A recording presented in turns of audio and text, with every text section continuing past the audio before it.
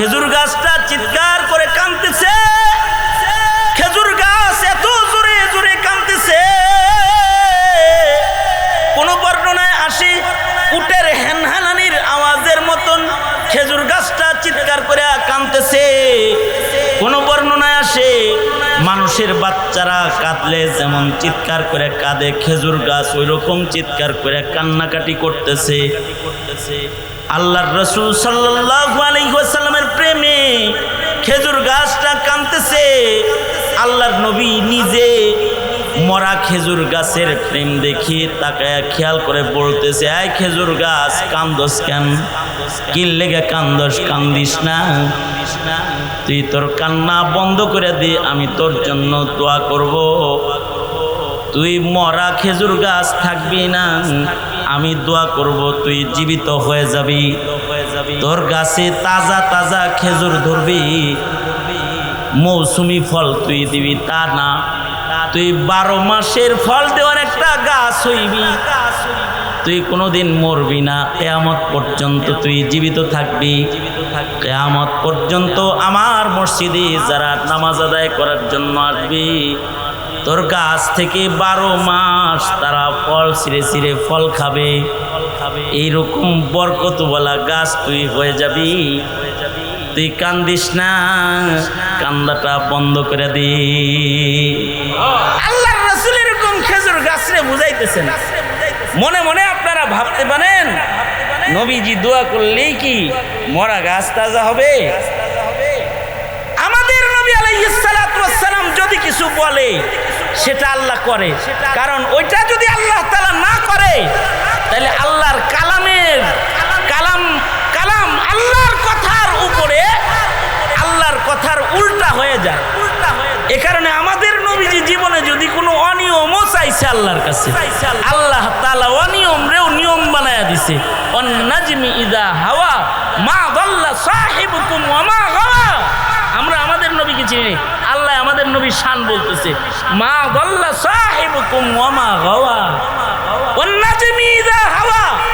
আল্লাহ তাআলা তার এই তারকারাজি নুজুম, এই গ্রহ নক্ষত্র সম্পর্কে আল্লাহ বলতেছেন যে সূর্যও তো রাস্তা পরিবর্তন করে, সূর্য রাস্তা পরিবর্তন করে, কিন্তু মুহাম্মাদুর রাসূলুল্লাহ সাল্লাল্লাহু আলাইহি ওয়াসাল্লামের উদয় অস্ত কথা কখনো ব্যতিক্রম হয় না। এটা কখনো লাইন থেকে সরে আরেক লাইনে যায় না। মা দাল্লা সাহিবুকুম ওয়া মা গাওয়া। তোমাদের সাথী যিনি, তিনি কখনো অন্য ভিন্ন পথে নিজেকে পরিচালিত করেন না। মসজিদের নববী যখন নির্মাণ হয়েছে, খেজুর গাছ দিয়া দিয়া মসজিদের নববী নির্মাণ হয়েছে। খেজুর গাছের খুঁটি আর খেজুর পাতার ছাউনি দিয়ে পৃথিবীর এ মসজিদ নির্মিত। যেই মসজিদের ইমাম হইলেন মুহাম্মাদুর রাসূলুল্লাহ সাল্লাল্লাহু আলাইহি ওয়াসাল্লাম, আর ওই মসজিদের মুসল্লি হলেন সাহাবায়ে কেরামের মোবারক জামাত। যে সাহাবীদের সিজদার ভারে জমিন থরথর করে কাঁপতো।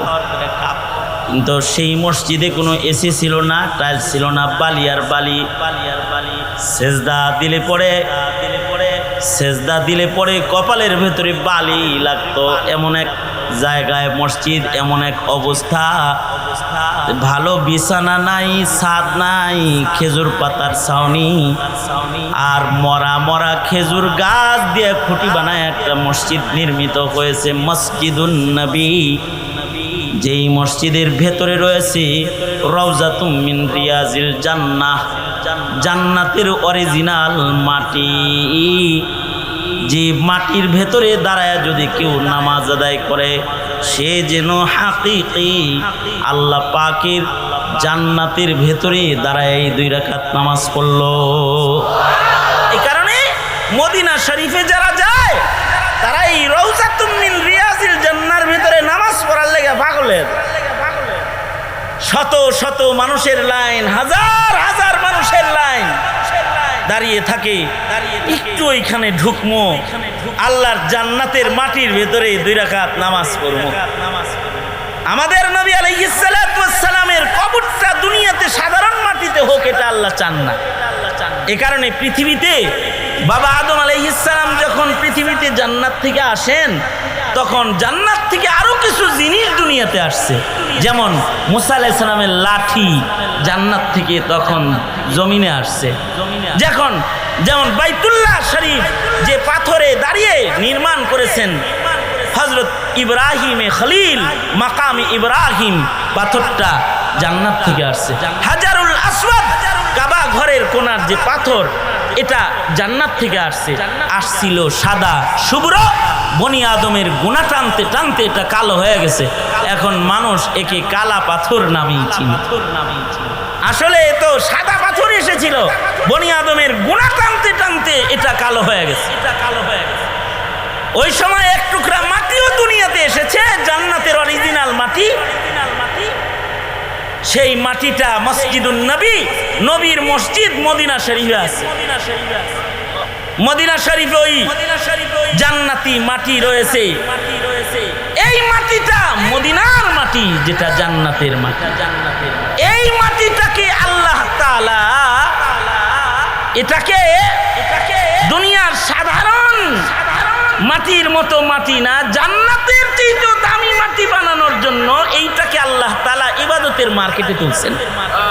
জান্নাতের কোনো মাটি ইবাদতের মার্কেটে নাই, ইল্লা মসজিদুন নবী, নবীজির মসজিদের ওই সাদা কার্পেটের মাটিটুক, এই টুকরে মার্কেটে তুলছেন। কার্পেটরে যেমন মার্কেটে তুলে, কার্পেট দামি কার্পেটরে যেমন দামি ঘরের ভেতরে বিছায়, আল্লাহ তাআলা এই মাটির খণ্ডটাকে মদিনায় সেট কইরা ইবাদতের মার্কেটে এখানে কোটি কোটি কোটি কোটি আবেদ আশিকদেরকে সেজদা দেওয়ায়া, চোখের পানি ফেলায়া, এই মাটির ডিজাইন সৌন্দর্য বাড়ায়া আল্লাহ তাআলা এই মাটিটাকে রেডি করতেছেন। মুতাকাল্লিমিনরা বলেন যে এই মাটিটাকে আল্লাহ তাআলা জান্নাতের ভেতরে গোটা জান্নাতে কার্পেট বানায়া বিছায়া দিবেন। এই মাটিটাকে কার্পেট বানায়া বিছায়া দিবেন। আল্লাহর রাসূল সাল্লাল্লাহু আলাইহি ওয়াসাল্লামের ওই মসজিদ, ওই মসজিদের ভেতরে এই মাটি আছে। সেই মসজিদের খুঁটি হলো খেজুর গাছ, পিলার না, খেজুর গাছ, ছাউনি খেজুর গাছের ডালা। রোদ উঠলে পরে পাতার ফাঁক দিয়ে রোদ মুসল্লিদের মাথায় পড়ে, আর বৃষ্টি পড়লে পরে খেজুর পাতার ছাউনির ফাঁকা দিয়ে পানি পড়ে পড়ে মসজিদের মুসল্লিগুলা ভিজে। কিন্তু এসি নাই, ছাদ নাই, কিন্তু এই মসজিদের মুসল্লিরা হলো আল্লাহর কাছে সবচেয়ে দামি মুসল্লি। নবীজির সাহাবীরা ওই মসজিদের মুসল্লি। এই মসজিদটা যখন ধীরে ধীরে উন্নত হওয়া শুরু হইল, প্রথম মসজিদ নির্মিত হয়েছে, মসজিদের ভিতরে কোনো মিম্বার নাই। আল্লাহর রাসূল জুমার খুতবা দিবেন কেমনে? একেবারে ঠিক মসজিদের মিহরাব বরাবর একটা গাছ, মরা খেজুর গাছ, এই গাছের সাথে হেলান দিয়া আল্লাহর নবী সাহাবীদের খুতবা দেন। আল্লাহর নবী হেলান দিয়া বসেন। এক ইহুদি মহিলা নবীর প্রেমে খাতুন পাগল হয়েছে, একটা মহিলা পাগল হয়েছে, আল্লাহর রাসূলকে বলতেছে, ওগো আল্লাহর নবী। হাদিসের কিতাবে বিভিন্ন ভাবে বর্ণনা রয়েছে, যখনই মিম্বরটা মসজিদের ভেতরে ঢুকানো হয়েছে, মিম্বরটাকে মরা কাঠ খেজুর গাছ, এই মিম্বরটাকে দেখা জোরে জোরে ওই খেজুর গাছটা কান্না শুরু করেছে। যে খেজুর গাছে হেলান দিয়া আল্লাহর রাসূল খুতবা প্রদান করতেন, খেজুর গাছটা চিৎকার করে কাঁদতেছে। খেজুর গাছ এত জোরে জোরে কাঁদতেছে, কোন বর্ণনায় আসে উটের হেনহানানির আওয়াজের মতন খেজুর গাছটা চিৎকার করে কাঁদতেছে। কোন বর্ণনায় আসে মানুষের বাচ্চারা কাঁদলে যেমন চিৎকার করে কাঁদে, খেজুর গাছ ওই রকম চিৎকার করে কান্নাকাটি করতেছে। আল্লাহর রাসূল সাল্লাল্লাহু আলাইহি ওয়াসাল্লামের প্রেমে খেজুর গাছটা কাঁদতেছে। আল্লাহর নবী নিজে মরা খেজুর গাছের প্রেম দেখিয়ে তাকায়া খেয়াল করে বলতেছে, আয় খেজুর গাছ কান্দোস কেন? কি লেগে কান্দোস? কান্দিস না। তুই তোর কান্না বন্ধ করে দে, আমি তোর জন্য দোয়া করব।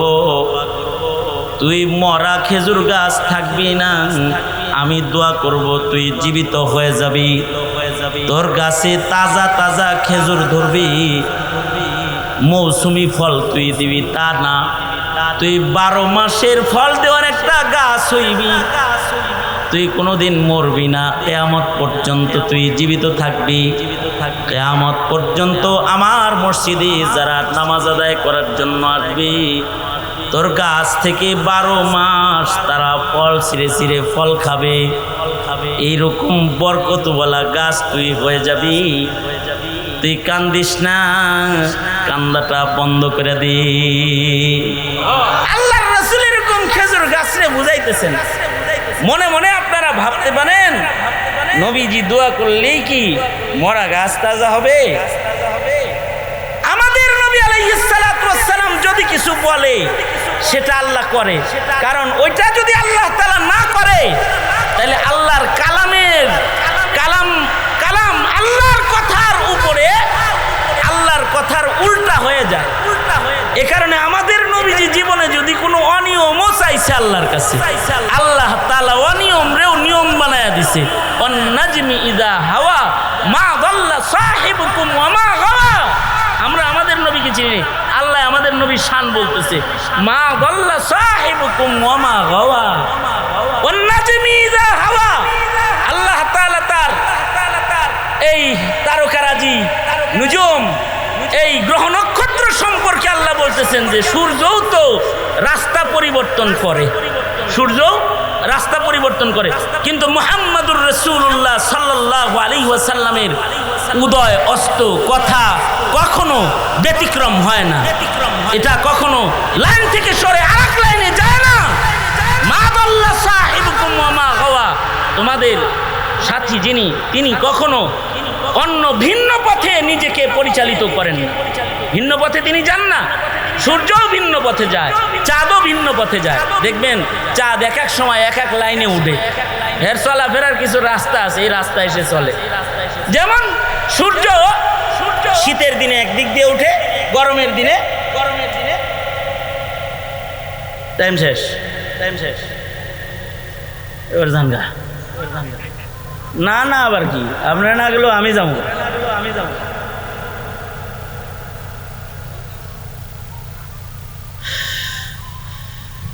যাক, মারহাবা, ভালো, ধন্যবাদ। মেঘ বৃষ্টির দিনে বইছেন ওয়াজ শুনতে। সোজা করেন না, সোজা করেন, সোজা করেন, আঙুল খোলেন, নাড়াচাড়া দেন, জবান খুলে বলেন আল্লাহু আকবার, আওয়াজ করে বলেন আল্লাহু আকবার। হাত নামান, হাত নামান। কি বলতেছিলাম? বেবলার মধ্যে চাই আর চোখে কিরম ছাত্র তুমি? মোল্লা ওয়াজ।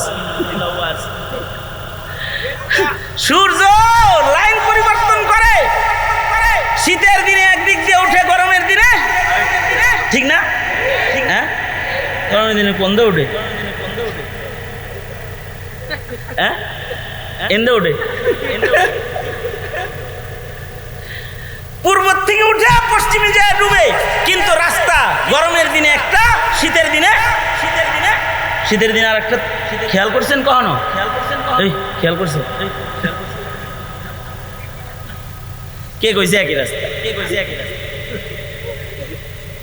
তাইলে এখান থেকে দেখেন কোন রাস্তায় উঠে। গরমের দিনে দেখবেন একদিক দিয়ে উদয় হইতেছে, একদিক দিয়ে ডুবতেছে। শীতের দিনে দেখবেন একটু কাত হয়ে অন্য দিক দিয়ে উঠতেছে, অন্য দিক দিয়ে উঠতেছে।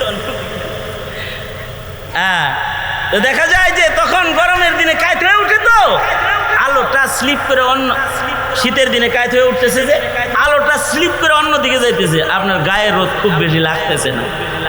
শীতের দিনে 12টার সময় রোদ পোয়াইতে ভালো লাগে, গরমের দিনে বইয়া তাইয়েন দেখেন কিরম লাগে।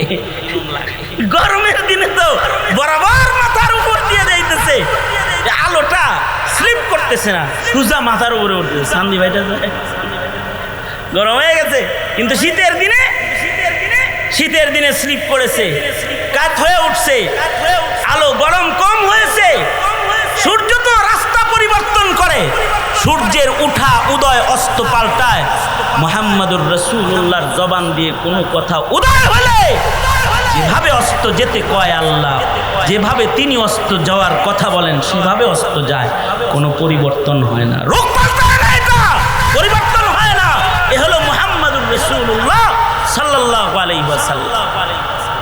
কখনো কখনো আল্লাহ তাআলা তার নবীর খাতিরে শরীয়তের বিধানও পাল্টায়, শরীয়তের বিধান পাল্টায় আল্লাহ।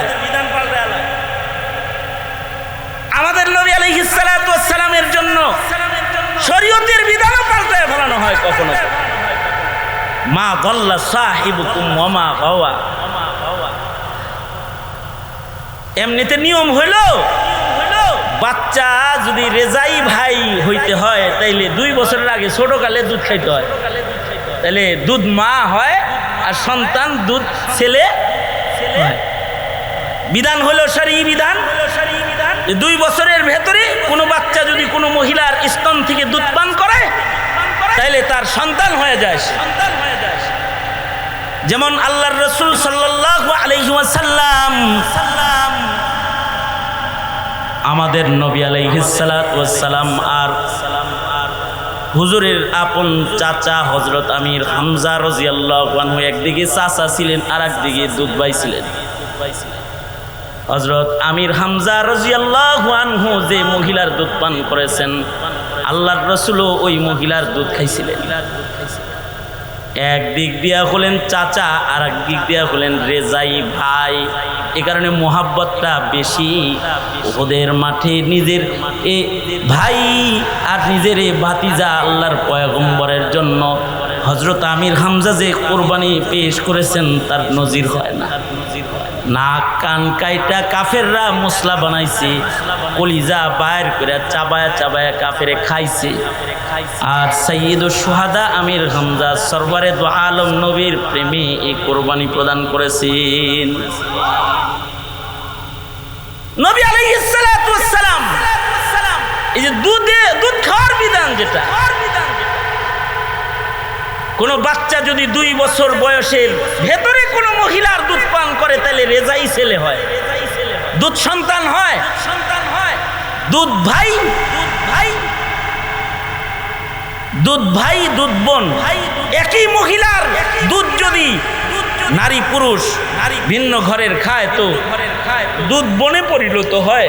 দুধ বোনের সাথেও পর্দা নাই, আপন বোনের মতন, শুধুই মাত্র মিরাজ বন্টনের ভেতরে একটু ব্যবধান, যে এই ভাই বোনগুলা মিরাজের অংশ পায় না, কিন্তু শরঈ বাকি বিধান সব এক। নিজের বোনকে যেমন বিয়ে করা যায় না, দুধ বোনকেও বিয়ে করা যায় না। নিজের বোনের সাথে যেমন মুসাফা করা যায়, দুধ বোনের সাথে মুসাফা করা যায়। খালি যদি মাসলাটা কেউ না জানে তাইলে এমন ভুল কখনো কখনো হয়ে যায় যে দুধ বোন রে বিয়া করে আল্লাহ এমন কেস পাইছি। ছোটবেলায় ফুফুর দুধ খাইছিল মনে নাই, বিয়া শাদী হওয়ার পরে তারপরে বউ কইতেছে তোরে কত আদর করছি, তোরে দুধও খাওয়াইছি। বিয়া শাদী হওয়ার পরে কইতেছে তোরে আদর করে দুধ খাওয়াইছি। আরে দুধ খাওয়াইছি সাথে সাথে তো ছেলে হয়ে গেছি। দুধ ছেলে দুধ মেয়ে বিবাহ হারাম, দুধ ভাই দুধ বোন পর্দা পশিদা নাই, পর্দার বিধান নাই, বিয়ে হারাম। আপন বোনের সাথে যেমন মুসাফা করা যায়, দুধ বোনের লগে ওইরকম মুসাফা করা যায়। আল্লাহর রাসূল সাল্লাল্লাহু আলাইহি ওয়াসাল্লাম এক যুদ্ধ থেকে আসতেছেন, এক জায়গায় আল্লাহর নবী যাত্রা বিরতি করছেন সাহাবায়ে কেরামদেরকে সাথে লইয়া। ঠিক ওই সময় এক মহিলা ওইখানে আসছেন, যুবতী মেয়ে। এসে আল্লাহর নবী বলেন এই মুহাম্মদ হাত বাড়াও মুসাফা করি। কি কয়?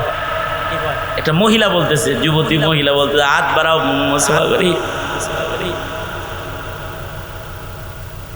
আল্লাহর রাসূল সাল্লাল্লাহু আলাইহি ওয়াসাল্লাম বিব্রত হইতেছেন, কিরে হঠাৎ করে এক বেডি এসে আমার হাত ধরবার চাইকে। নবীজির সাহাবীরা তারাও বিব্রত হইতেছে, কি পাগল মহিলার পাল্লায় রাসূল বলে গেল নি পাগল বারসায়। আল্লাহর রাসূল চিনেন নাই, নবীজি হাত বাড়াইতেছেন না, নবীজির পেছন থেকে নবীজির দুধমা হালিমাতুস সাদিয়া ডাক দিতেছে, বাবা মুহাম্মদ ভয় পাইস না, হাত বাড়ায় দে, উখতুকা সীমা, এটা তোর বোন সীমা, তুই না আমার দুধ খাইছস, এটা আমার মেয়ে সীমা, তোর সাথে মুসাফা করার জন্য হাত বাড়াইছে, মুসাফা কর, মুসাফা কর, এটা তোর দুধ বোন। এইটা হলো বিধান যে 2 বছরের ভিতরে দুধ খাওয়াইলে ছেলে হইবে। আরে বুড়া বয়সে দুধ খাওয়াইলে যদি ছেলে হইতো তাহলে ছেলের আর অভাব থাকতো না। কিন্তু এক সাহাবী সন্তান পাওছে একটা, পাইল্লা টাইল্লা এই সন্তান এখন যুবক হয়ে গেছে। মা আর বাপের সাথে পালক সন্তানের একটা মুহাব্বত জন্মে গেছে। নবীজির কাছে যায় বলতেছে, আল্লাহর নবী, ছেলে সন্তান হয় না, একটা পোলা পাললাম, এটা বড় হয়ে গেছে, গা বালেগ হয়ে গেছে, এখন তো পর্দা ফরজ হয়ে গেছে, করিটা কি হেল লেগে আমার বউ কান্দে, আমিও কান্দি, ছেলেটা আমার ঘরে ঢুকে, আমি তাকে মানাও করতে পারি না, মায়ের কাছে সন্তান যায়, মানা করি কেমনে, পালক ছেলে। আল্লাহর রাসূল সাল্লাল্লাহু আলাইহি ওয়াসাল্লাম বুদ্ধি দিলেন। দেখেন আল্লাহর বিধান হলো 2 বছরের ভিতরে দুধ খাওয়াইতে হইব, কারণ 1 ফুটা শাল দুধ এটা কয়েক বোতল ল্যাকটোজিনের চাইতে অনেক বেশি পাওয়ারফুল ছোট্ট বাচ্চার জন্য। এই কারণে মাতৃ জাতিকে 1-2 ফোঁটা হলেও দুধ নিজের সন্তানকে খাওয়াইতে বলা হয়। দুধ যদি স্তনে নাও থাকে তাও 1-1 ফোঁটা খাওয়াও, এটা দেহের জন্য বড় উপকারী এক খাদ্য। কিন্তু এটা টাইমের ভিতরে হইতে হইব। শাল দুধ বুড়া একটারে খাওয়াইলে কাম হবে, দুধ দেহে কাম করারও তো একটা বয়স আছে, এমনকি বুড়ারে দুধ খাওয়াইলে কাম হইব। কিন্তু আল্লাহর রাসূল সাল্লাল্লাহু আলাইহি সাল্লাম এই সাহাবীকে বললেন, হাদিস সহিহ হাদিসে বর্ণিত ঘটনা, আল্লাহর রাসূল এই সাহাবীকে বললেন, এই সাহাবী, তোমার ওই পালক বুড়া ছেলেটারেই, মানে যুবক ছেলেটাকেই তুমি কাপে কইরা একটু দুধ গাইলা তোমার বিবির স্তন থেকে দহন করে একে খাইয়ে দাও, আমি আল্লাহকে বলে দিব, আল্লাহ তাআলা যেন তোমার সন্তানটাকে, এই ছেলেটাকে, পালক ছেলেকে দুধ ছেলে হিসেবে যেন আল্লাহ কবুল করে নেয়। মা যাল্লা সাহিবুকুম ওয়া মা গাওয়া, আল্লাহর রাসূল সাল্লাল্লাহু আলাইহি ওয়াসাল্লামের এটা শান, তুমি আমি নিজের নবীকে চিনি নাই, তোমার আমার নবী যেটা বলে সেটা আল্লাহ তাআলা শরীয়ত বানায়, ওটা আল্লাহ তাআলা আল্লাহর বিধান বানায় ফেলায়। এইরকম একজন পয়গম্বর মুহাম্মাদুর রাসূলুল্লাহ সাল্লাল্লাহু আলাইহি ওয়াসাল্লাম, এই পয়গম্বরে যদি গাছ রে বলে, গাছ তোরে আমি জীবিত হওয়ার দোয়া করব, সারা বছর তোর ফল হবে, কিয়ামত পর্যন্ত তুই এখানে দাঁড়ায় থাকবি, যে আমার মসজিদে নামাজ পড়তে আসবে সে তোর কাছ থেকে ফল খাবে। তাহলে রাসূল আরবি সাল্লাল্লাহু আলাইহি ওয়াসাল্লামের এই মুখের কথাকে কি আল্লাহ তাআলা বাস্তবায়ন না করবে? এটা এই অফার পাওয়ার পরেও গাছ নবী প্রেম, গাছ কয় আমার বাচ্চা ধান লাগবে না, আমার রাসূল লাগবে, এতে আমি খুশি না। আল্লাহর রাসূল জড়িয়ে ধরে তাকে বললেন, তুই আমার সাথে জান্নাতে থাকবি, এবার কান্দিস না। সাথে সাথে খেজুর গাছের কান্না বন্ধ হয়ে গেছে। সুবহানাল্লাহ। খেজুর গাছকে নবীজি জান্নাতের সাথে থাকার অফার দিয়েছেন, এটা খেজুর গাছ কবুল করছে, কিন্তু আমাদেরকে নবীজি জান্নাতের ভিতরে সাথে থাকার অফার দেয়, আমরা কবুল করি। কারণ কি? কারণ হলো আমরা আমাদের নবীজিকে চিনি না। খেজুর গাছেও নবী চিনেছে, উম্মত হয়ে আমরা নবী চিনি। এই কারণে আমরা নবীজির ইতাআত করি না, নবীজির অনুসরণ করি না। আল্লাহর রাসূল সাল্লাল্লাহু আলাইহি ওয়াসাল্লাম বলেন, ক্বালা রাসূলুল্লাহি সাল্লাল্লাহু আলাইহি ওয়াসাল্লাম, মান আহাব্বা সুন্নতি ফাকাদ আহাব্বানি ওয়া মান আহাব্বানি কানা মাই ফিল জান্নাহ। আল্লাহর নবী বলেন, যে আমার সুন্নতকে মহব্বত করলো সে প্রকৃত আমাকে মহব্বত করলো, যে আমাকে মহব্বত করলো সে আমার সাথে জান্নাতে থাকবে। তাইলে বোঝা যায় নবীর সুন্নত মাইনা নবীর লগে জান্নাতে থাকা যায়। খেজুর গাছে এটা বুঝি, আমরা বুঝি না, এ কারণে নবীর সুন্নতের মর্যাদা দেই না, নবীর সুন্নতকে ইজ্জত করি না, নবীর সুন্নতের ইতাআত করার চেষ্টা আমরা করি না। আসল কারণ হলো তারাও রাসূল চিনেছে, কিন্তু আমরা উম্মত হইয়া রহমাতুল লিল আলামিন নবীকে চিনি না। না চিনার বড় কারণ নবীজির শানের আলোচনা আমাদের সন্তানদের সামনে নাই। নবীজির জীবনী আলোচনা, সিরাত আলোচনা আমাদের সন্তানদের ভেতরে কমে গেছে। আমাদের সন্তানরা নোবেল পড়ে, উপন্যাস পড়ে, কিন্তু সিরাত পড়ে না। নিজের নবী জীবনেও জানে না, নবীকে তারা চিনে না। এজন্য মুহতারাম হাজরিন, নিজেরা যারা এসেছেন তাদেরকে বলবো নবী জীবনী অধ্যয়ন করুন। এই নাস্তিক্যবাদ যখন আমাদেরকে গ্রাস করতেছে, ওই সময় নবীর সম্মান চিনুন, নবীকে বুঝুন, নবীকে মানুন। যুব সমাজ পড়ালেখা তো অনেক করতেছেন, সিরাত পড়ুন, সিরাতুন নবী পড়ুন, নবী জীবনী পড়ুন, নিজের পয়গম্বরকে চেনার চেষ্টা করুন। কারণ এই পৃথিবী